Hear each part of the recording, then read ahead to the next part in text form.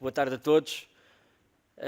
A Confederação do Desporto de Portugal apresentou aqui hoje uma análise exaustiva àquilo que foram 28 anos de financiamento do desporto português. Portanto, apresentámos aquilo que são os impactos ao longo dos anos e as consequências na realidade desportiva nacional.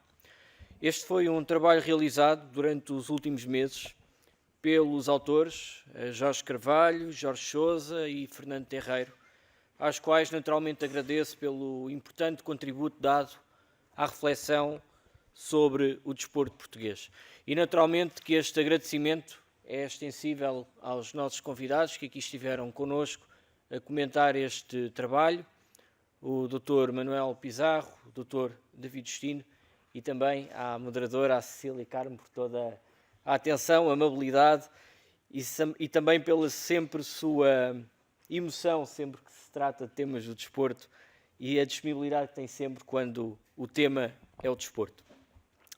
Senhor Secretário de Estado do Desporto, sou vereador da Câmara Municipal de Oeiras e, em si, cumprimento todos os presentes, instituições e organizações desportivas, federações desportivas. Gostaria de as destacar pela sua presença aqui hoje, em número significativo.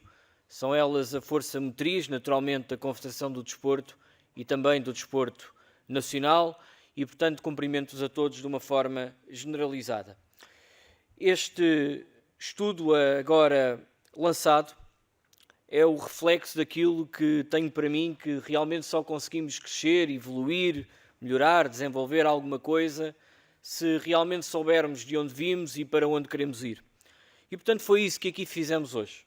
O estudo que agora lançamos não se trata apenas de uma viagem ao passado, naturalmente, é também um contributo para aquilo que é o desporto nacional no futuro, com recomendações que impactam objetivamente na vida de milhares de crianças e jovens e na vida de um país que ambiciona ter mais saúde, que ambiciona ter melhor educação e ser economicamente mais sólido.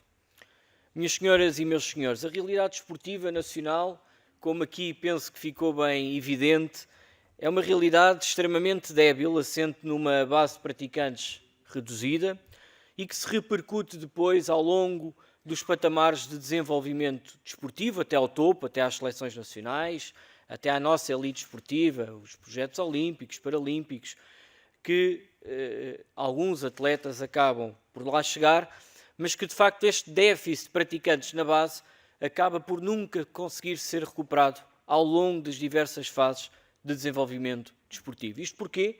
Porque nos faltam atletas. Faltam-nos crianças, faltam-nos jovens, rapazes e raparigas a praticar desporto, mas acima de tudo a experimentar o acesso ao desporto e a ter formação física e motora.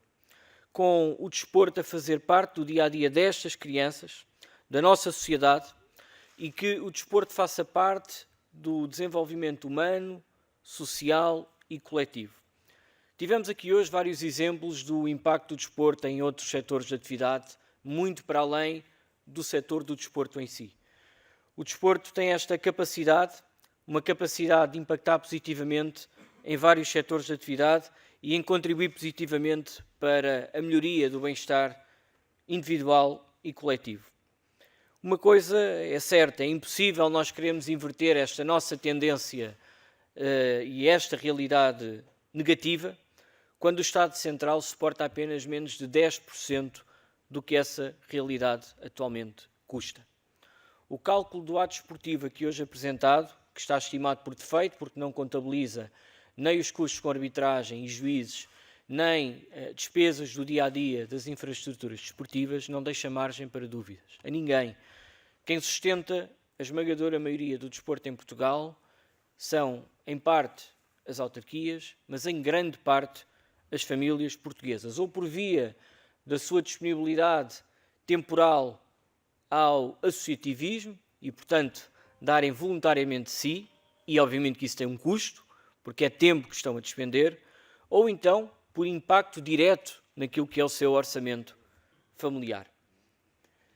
E há uma coisa que o setor e o desporto não pode ter medo de fazer, que é comparar-se com os outros setores de atividade. Eu penso que durante muitos anos andámos aqui com receio de comentávamos nos corredores, comentávamos entre pessoas que gostam do desporto, mas depois parecia que tínhamos até algum receio, alguma vergonha de o dizer. E, portanto, eu penso que é importante nós compararmos com outros setores de atividade. E nós até 1998 tínhamos um setor como a cultura. E permitam-me fazer aqui um parênteses que ninguém do desporto é contra a cultura, antes pelo contrário, reconhece a cultura como importante setor de desenvolvimento social e para o desenvolvimento de sociedades modernas, mas é importante que se perceba que a cultura até 1998 tinha um orçamento anual abaixo dos 100 milhões de euros e hoje, sem a RTP, esse valor ascende a mais de 500 milhões de euros. Isso está correto. O que está errado é o desporto ser competitivamente mais fraco hoje, do ponto de vista financeiro, do que era em 1996, 1997, 1998. O dinheiro real com o impacto da inflação é hoje menor do que era há 25 e há 28 anos atrás. E se nós continuarmos com esta tendência de constante redução de competitividade financeira, de um setor com cada vez menos poder de compra, dentro em breve não temos clubes de base local que consigam manter a porta aberta. Não haverá clube nenhum que resista a esta inevitabilidade. Há 25 anos nós naturalmente partíamos de uma base de praticantes muito reduzida, como aqui foi mostrado, em grande parte fruto do investimento das famílias, essa base praticamente que duplicou, porque partimos de uma base, como disse, muito reduzida, e o financiamento real reduziu, como disse, com o impacto da inflação aqui associado. Portanto, o Estado pede hoje ao setor que faça mais com menos recursos do que aqueles que lhes atribuía há 25 anos. E penso que é importante que se diga que o Estado não investe no desporto e com isso está a gastar em saúde, a mais do que podia gastar, e está a perder produtividade e, consequentemente, a perder riqueza. Bastava estarmos em linha com a média europeia e, segundo a Organização Mundial de Saúde, estaríamos a poupar cerca de 1.500 milhões de euros em saúde. Uma média de 330 euros por pessoa que não tem prática desportiva regular, se estivéssemos na média dos 60 e poucos % de média de prática de atividade física e desportiva regular. Para além disso, são 1.440 milhões de euros de PIB que são perdidos e mais 300 milhões de euros de receitas que o Governo não arrecada devido à redução de produtividade. É necessário que todos, sem exceção, tenhamos consciência, e em particular os responsáveis políticos, que o investimento no desporto é financeiramente rentável para o país.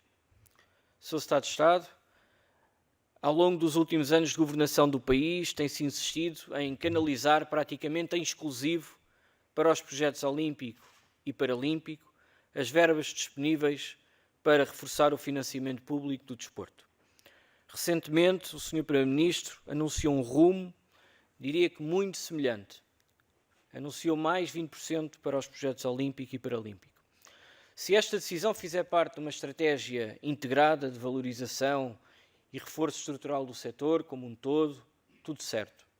Tudo muito certo, aliás. Mas se tratar apenas de mais um número político a juntar-se a tantos outros que o setor foi vendo ao longo dos últimos governos, então importa que todos tenhamos consciência de uma coisa, é que ao investirmos em exclusivo no topo e se nos esquecermos da base, em breve não teremos mais atletas a quem reforçar esses apoios. O país está há cerca de 9 dias de conhecer a proposta de orçamento do Estado do Governo para 2025. Do setor do desporto, o que se pede ao Governo são sinais claros e positivos, que ofereçam otimismo e confiança a um setor desanimado e descrente no Estado.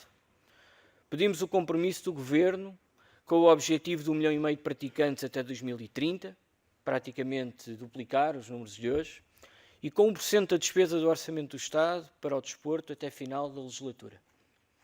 Este é um investimento que olhamos como prioridade e direcionado para as várias fases do desenvolvimento desportivo, para a base, através do reforço do papel da escola, na formação física e motora das nossas crianças e no acesso à experimentação desportiva.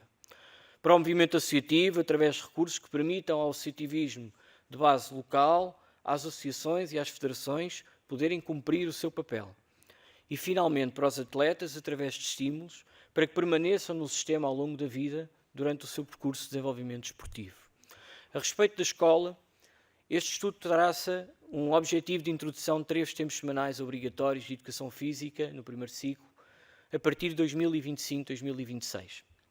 No cenário apresentado, que é um cenário que aqui sim peca por excesso, porque consideramos a introdução e a colocação de todos os professores de educação física que atualmente não estão no sistema, por não termos conhecimento de quantos créditos letivos, quantas horas do seu horário de carreira estão disponíveis para poderem ficar associados ou afetos ao primeiro ciclo de escolaridade.